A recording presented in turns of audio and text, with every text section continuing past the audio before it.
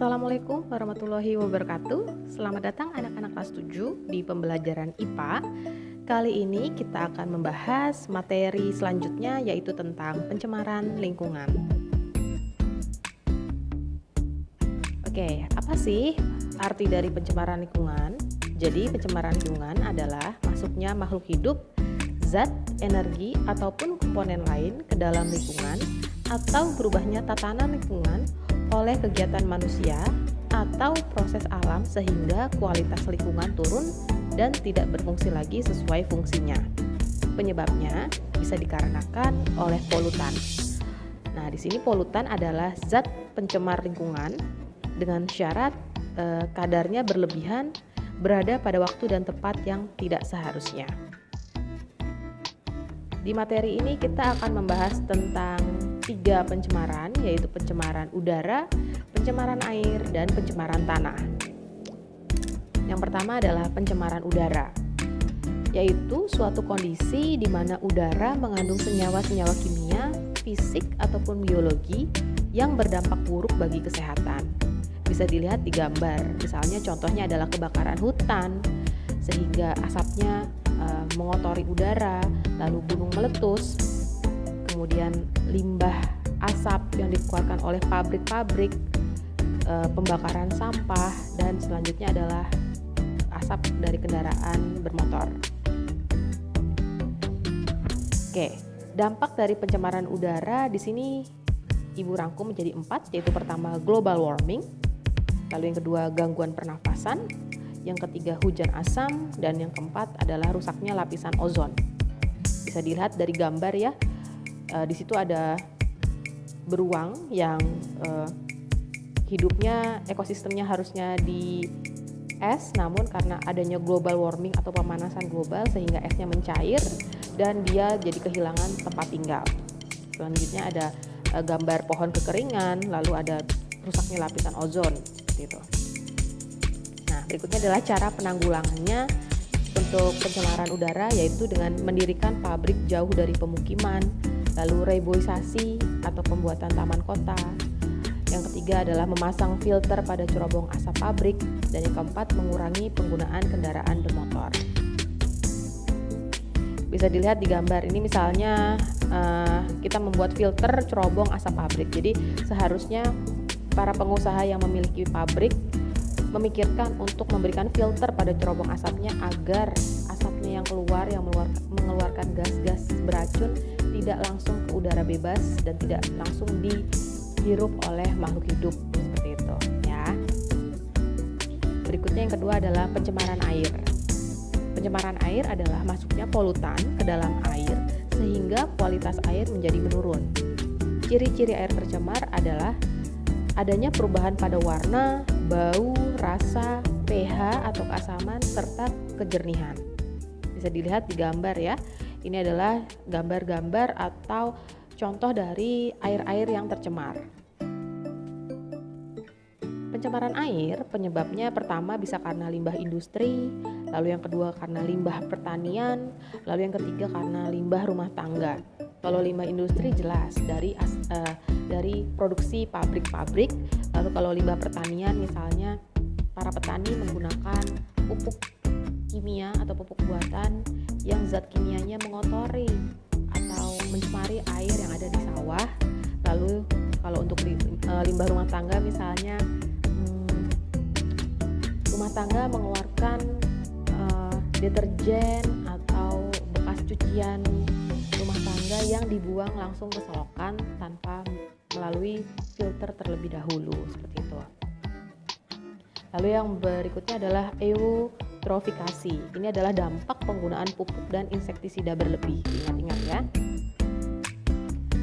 Dampaknya yang pertama adalah terjadinya blooming algae atau alga bloom. Lalu yang kedua menurunkan jumlah oksigen di air. Lalu yang ketiga mematikan binatang air. Dan yang keempat dapat meracuni ikan. Contohnya adalah DDT, sehingga terjadi penumpukan zat kimia pada tubuh ikan. Cara penanggulangan pencemaran air adalah yang pertama, membuat IPAL atau instalasi pengelolaan limbah. Lalu yang kedua bioremediasi. Dan yang ketiga menggunakan pestisida sesuai dosis. Lalu yang berikutnya sama, masih upaya penanggulangan pencemaran air. Sebagai masyarakat kita bisa mengupayakan untuk pertama membuat septic tank, lalu yang kedua menghemat air bersih, lalu yang ketiga membuat biopori, dan yang keempat membuat sumur resapan air. Dan yang harus dilakukan oleh pemerintah adalah AMDAL atau analisis mengenai dampak lingkungan. Lalu yang berikutnya sekarang adalah pencemaran tanah. Pencemaran tanah adalah suatu kondisi di mana bahan kimia buatan manusia masuk dan mengubah lingkungan tanah. Bisa dilihat ya di gambar, ini adalah gambar dari limbah atau sampah plastik ataupun sampah-sampah anorganik lain yang mengotori tanah. Nah, dampak pencemaran tanah yang pertama adalah terganggunya kehidupan organisme tanah, yang kedua mengubah kondisi tanah yaitu berupa pH atau keasaman dan nutrisi, dan yang ketiga menghambat pertumbuhan tanaman. Bisa dilihat ya gambarnya, kalau tanahnya tercemar maka tanah akan kekeringan sehingga tanaman pun akan sulit untuk tumbuh. Cara penanggulangannya yang pertama adalah dengan melakukan daur ulang sampah yang sulit terurai, lalu yang kedua memisahkan sampah plastik dan organik, dan yang ketiga yaitu bioremediasi dan fitoremediasi. Oke, yang pertama bioremediasi. Remediasi adalah suatu proses untuk memperbaiki atau mengembalikan keadaan lingkungan yang tercemar menggunakan organisme yaitu berupa bakteri, fungi, tanaman, atau enzimnya.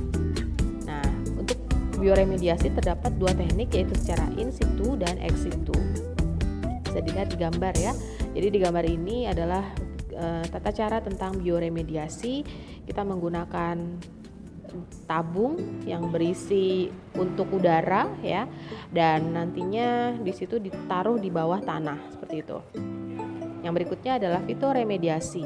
Fitoremediasi adalah teknologi pembersihan, penghilangan atau pengurangan polutan berbahaya seperti logam berat, pestisida, dan senyawa organik beracun dalam tanah atau air dengan menggunakan bantuan tanaman atau hiperakumulator plant. Oke. Dan ketiga pencemaran tadi yang sudah kita bahas, ada tiga R disebutnya, yaitu untuk membantu mengurangi pencemaran lingkungan. Yang pertama, 3R itu adalah reduce. Reduce ini artinya upaya mengurangi timbunan sampah, gitu. Jadi kita bisa menggunakan botol plastik misalnya untuk digunakan lagi sebagai misalnya pot tanaman seperti itu ya.